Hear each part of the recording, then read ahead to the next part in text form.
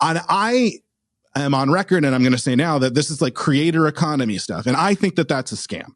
I think the creator economy is like a scam, basically. And I think what's happening is it's just the whole play is for these big companies to do what they do, the tech companies to just smash and grab, to devalue. What do you mean by creator economy is a scam? Sure. Am I a creator? Unfortunately, you're part of the creator economy. Okay. Yeah, you are. Am I getting scammed or am I scamming? You are being scammed. You're being scammed. Damn it.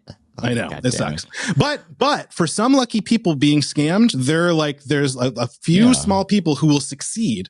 In order for the scam to work, you have to be able to point to lottery winners and be like, that could be you too. So you could become a lottery winner. You could be like a Mr. Beast or something like that. And I want a pyramid scam. And you call this the House of Strauss, but it's a pyramid of scam. I want to be and I want to be very clear that I'm trying to talk about this like neutrally and without bias, because I actually really believe in what you do. And I think that you are doing a really good job at what you do. But as I've pointed out many times, it's just really sad to me that the way that you've been able to get successful is by running an email list, right? Like you had to resort to the only part of the web that is still free, which is or free and open, which is email, an email subscription that people will pay you to email them. That's what we've been reduced to when there's this whole giant, beautiful web and internet where we can do anything. But the only way you can make a living and which you should, because you make a quality product that people want to pay for, is by emailing. But there could have been so much more. And so that to me is a scam. Now, YouTube is an interesting model in this, and I think it would kind of play a role. But on the whole, I do think there is something and there's still value to premium content. Do you not agree? Don't you like things like HBO? Yes, I do. I like more so the old iteration of HBO. I do think it's gotten bastardized to a degree. Your original insight about it after the big merger, was it with AT&T, Time Warner, or whatever the hell it was? Yeah.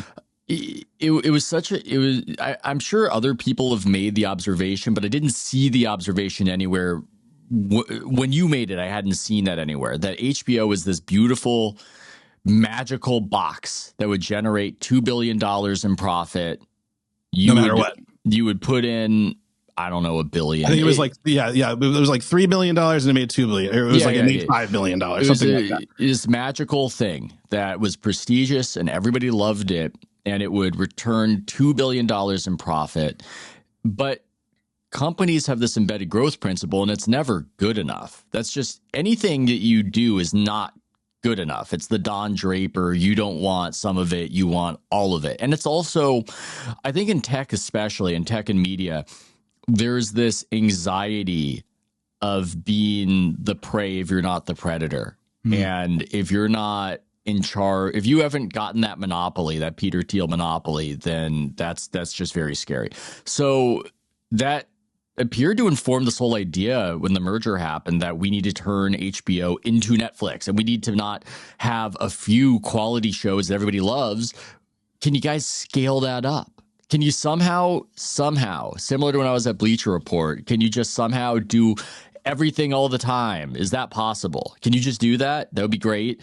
And there'll be no sacrifice of quality. It's actually less like Bleacher Report. It's more like when I was at ESPN, we had some changeover, and they recognized the appetite for speed after a game was over. That was when interest was highest.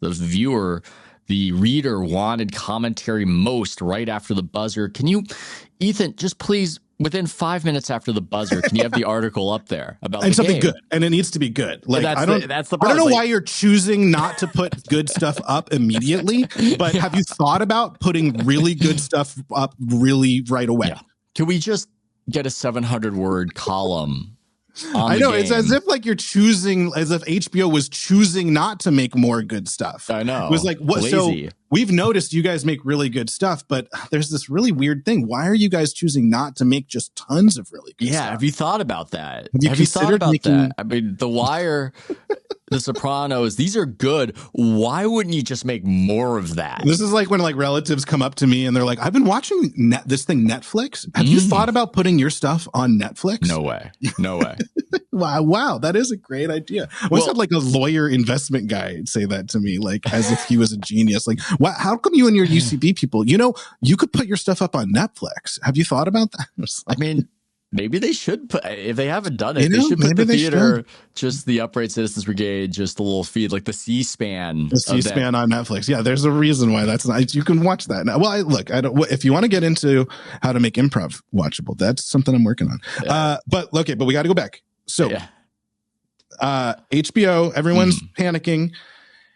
They want to get sold off for parts or whatever. Oh yeah, creator economy is a scam. So the crux of this is, though, there's a few things though that people don't really think about. For one, on these creator platforms, a huge amount of it, maybe, I don't know, the majority, I would be very curious to know if somebody was able to do this study, how much of it is actually derivative of premium content.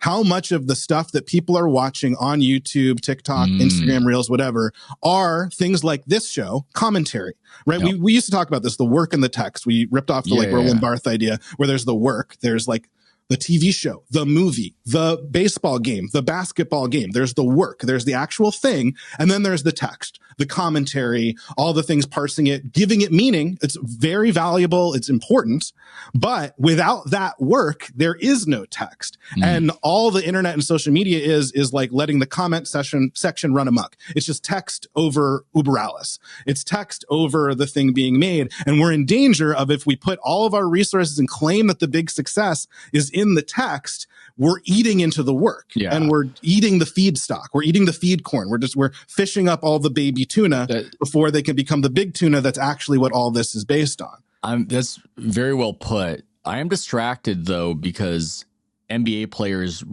refer to the work as the women that they have sex with. That's what they're doing. The IG models. The basketball game is the text. That's the commentary. The real work is the women that we're trying to fuck. That's the real game, boys. You don't even fucking know. I don't want to get too digressive, but Gilbert Arenas is just an amazing. I think all his takes are wrong. Well, he's a former NBA star who was just, I don't even know how to describe him. He made a lot of money. He was very exciting, but he was also just wild and completely he put in the work. He wasn't necessarily the greatest of teammates. He didn't win a lot, but he had a good time, and he was his friends. He was talking with his friend. Well, his podcast is a success, Matt. It's all these guys who teams regretted giving a big contract to, because they're more about the work, the IG models maybe, and the money than they were about winning. And you get their perspective on the NBA. And anyway, he was talking about how when you don't know if you're going to play versus when you know you're going to play, you're entering the arena in a totally different way with a totally different mindset. The Gilbert Arena.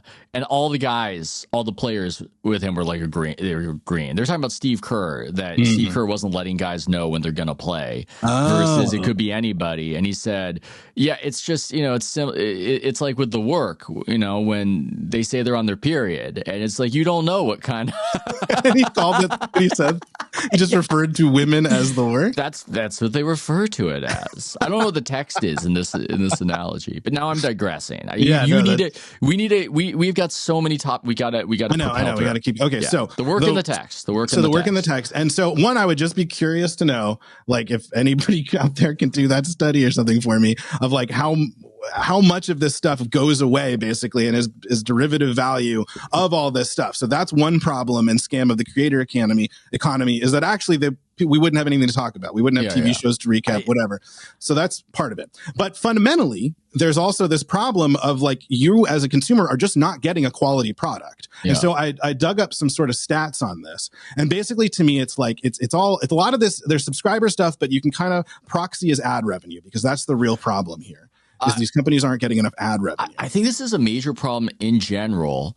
And I actually saw, I didn't expect to see this from this guy in particular, but Mike Cernovich, the Gorilla Mindset guy, was criticizing Twitter X and what gets successful there. I'm going to look this up because I think that, because you and Mike Cernovich agree on everything. Pretty much. It's like one mind. Exclusively, but I think that you would agree. One gorilla mind. Me and him. Yeah, me and Mike, we share a gorilla mind. Ooh, fucking Congo gorilla mine where both of us are just like crushing the skulls of scientists. You guys know Congo? Your listeners know the film and book Congo, right? Michael as an aside, that whole thing in the internet of could a bunch of humans beat a gorilla in a fight, I think completely overrated. They're very strong, but they get tired. They don't run anywhere. Oh yeah. There's strategies. I think there's strategies. We can get into this like later, but look, believe me, there's strategies. I've solved this too. Okay, well, while you do that, I'm looking for it.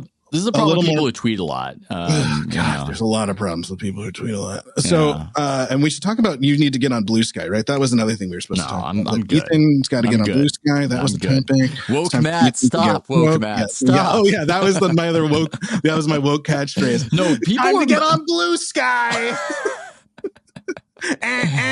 Woke up, people. It's time to get on Blue Sky. There is somebody in my life who keeps telling me to do that, and I'll tell you who later on, because we're teasing so much for later. All right. So, but like basically you can imagine all the ad revenue that these places get, places like YouTube or, Facebook, Meta, Instagram, whatever, TikTok, all of those, especially the big ones, it's all ad revenue. Very little comes from subscription for even something like YouTube. Obviously, Netflix is an outlier. They're trying to get in the ad game. But the reason why these legacy companies are having trouble is because they were coming from this ad and subscription model that was cable. But anyways, the point is, I think as a kind of a proxy, you can kind of look at how much ad revenue these places take in, and then basically what percentage of that goes to the actual shit you're watching on TV, to the actual content, or if you want to use that word, the shows, the things, the reason you go to that platform, what are they giving out? And if you look at a place like Disney or even Netflix, if you want to take overall revenue, not just ad revenue, but like Max, whatever, these places, the total amount of revenue they get, and then the amount that they spend on the shows that they make, a lot of them are in the like 40 to 50% of what money they make gets put on the screen, and that's what you watch. That's the value prop. But something like Instagram, Meta, or TikTok, literally zero. Like 0 to 1% of the money they take in from all that advertising goes into the things that you see, which is you're getting ripped off. That is a scam. When you go onto Instagram and you scroll and you look at ads, you are doing work, right? This is like the attention economy. So this is how I like to think about it. These are your attention dollars at work, right? Think about like your tax dollars. When you pay your taxes, you want to know where your tax dollars go. When you go on Instagram or YouTube and you watch an ad, where are your attention dollars going? Right. And you want to get a good value for your fucking attention dollars. And when you watch on, network or cable television, half of your attention dollar goes into Seinfeld, goes into Friends, goes into sports, goes into the thing that you're watching to make sure that the thing you're watching is good. But when you're scrolling through Instagram, literally zero of your attention dollars goes into the thing that you're watching. And that made sense when what you were looking at was like your friend's cat. But nowadays, we're fucking looking at like professionally made content or like pseudo professionally made content by creators on these platforms. That's the reason they are giving for existing. Right now in this trial with Meta, trying to not get broken up, they claim they are like TikTok or like YouTube, because those are places that are actually entertainment products, but none of your attention dollars go to those things. You're getting ripped off. Netflix, half the money you give them goes to the thing on the screen. You're getting a good value out of that. I'm trying to wonder if I agree with the attention. I understand the point you're making. Well, first let's read the Cernovich tweet. Yeah, from the point of agreement with Cernovich. How to thrive under the current algorithm. Do not do any original reporting of your own. Never. Reword a report from some other person or outlet. Don't retweet them. Why give others a boost? Post it. And it's yours. Throw in a line asking, what do you see? Or do you agree? Do you not agree 100% with Cernovich's characterization? Of course he's completely right. No, the only time I get dragged back to X or something is because I see a screenshot from some like fucking idiot, usually like literally Elon Musk or Donald Trump. And I'm like, this has to be fake. So I have to go to X to confirm if it's real or not. And then it's real. Yeah. And it's like, oh, fuck. This happened like yesterday. That guy, Prosobiec or whatever. Prosobiec? Yeah, whatever. This fucking dumbass where he's like, ask a lib if they think that white South Africans should be allowed birthright citizenship. See what they say. That seems like engagement baiting. It was completely that. Just saying something bad and dumb that will make somebody mad, and that's the model. Yes, exactly. Yeah. Or miss it, or just rip somebody off and post it as your own, whatever. Of course, that's the fucking model. We all know that's the model, but we're all choosing to think that that's better than like fucking ER or whatever, than television. Which better than the Pit, you know, I've concluded. At least it's not woke like the Pit, though. Yeah, ER was based. Well, at least when you rip off someone else's reporting and take it out of context and make me mad, at least it's not woke like the Pit, though. There you go. That's okay. So there's a lot.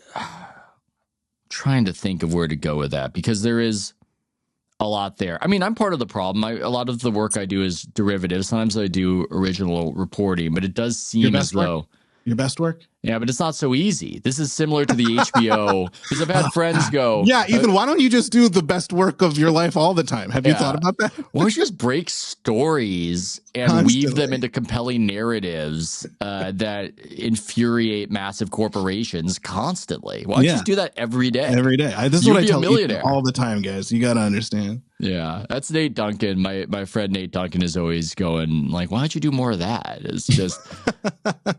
He's like, that would be great. I'm not in charge necessarily when I get a tip of what's going on, or but whatnot. If you were part of an organization where a bunch of people were working together, and some of you got some tips and some of you got other tips when the rest of you were down, then maybe collectively as an institution you would constantly be breaking stories, and which is a good value proposition for the customer, rather than having to atomize every single reporter and make them rely on just hot takes when they don't have the big, good, actual meaty reporting. Have you thought about that? It's completely true. Okay, so this is a strange thing about how stories get broken, and I think statute of limitations is out, but it was so strange to me when I was at The Athletic.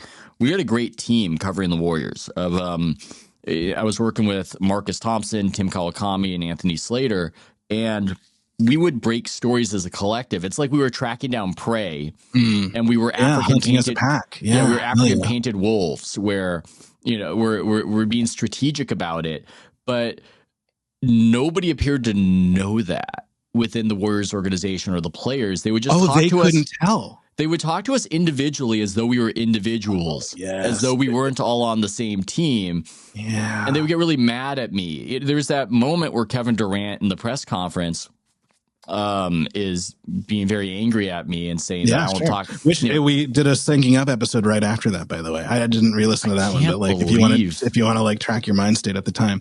But yeah, go on. But he's saying, you don't know, he doesn't talk to anybody and all these things.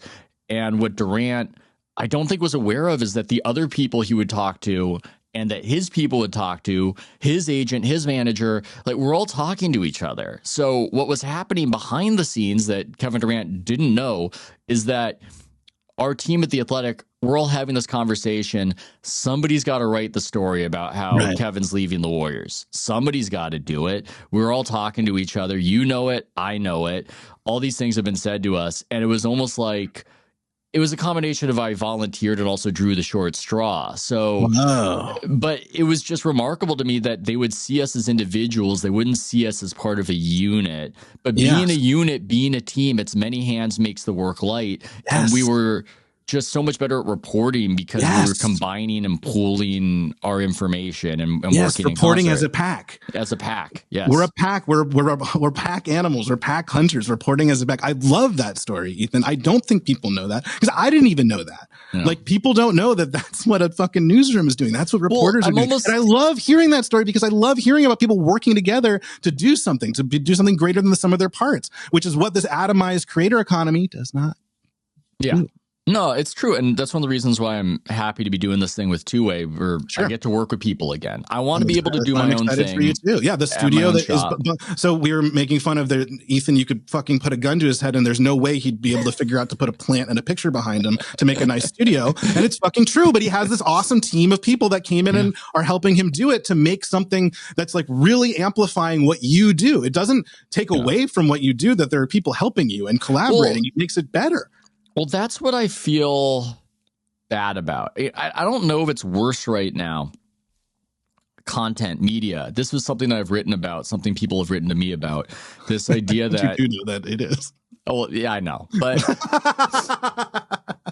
they've made the observation that actually there aren't fewer media jobs than there were 5-10 years ago. Oh, yeah. I read your piece on this. Yeah. It's just that more individuals are getting their chance to shine, the creator economy, the scam economy, as you call it.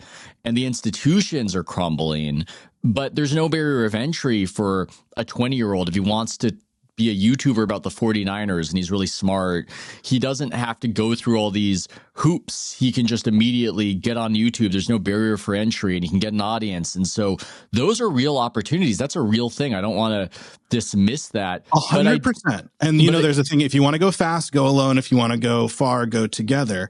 But I want to also point out what happens in the wild to single, to like lone wolves or to lone animals. The painted wolves eat them. They get picked off. They're easier to pick off. So when you're just you as a creator out there, it's so much easier to pick you off if there's some other predator out there who's working as a team. And oftentimes these giant fucking companies work as a team to pick off individual reporters or individual contributors or individual people. You can whatever. Like Laura Loomer was the one who pointed out that she got fucking muted, ghost banned or whatever on Twitter after she criticized Elon. It's just so easy to think you're crazy that you're not getting engagement when really it's because the wolves have decided to take you down. And you've got no protection. No protection. But what I'm talking about is more, it is unfortunate not to have something of an apprentice track, to be inculcated into a guild, into a profession, to have no connection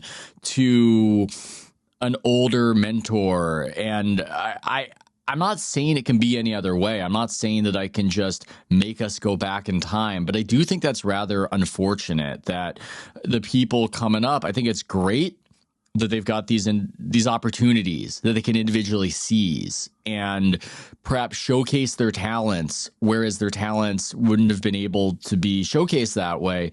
And that's great. And I don't want to just say that's nothing. I think it's really cool.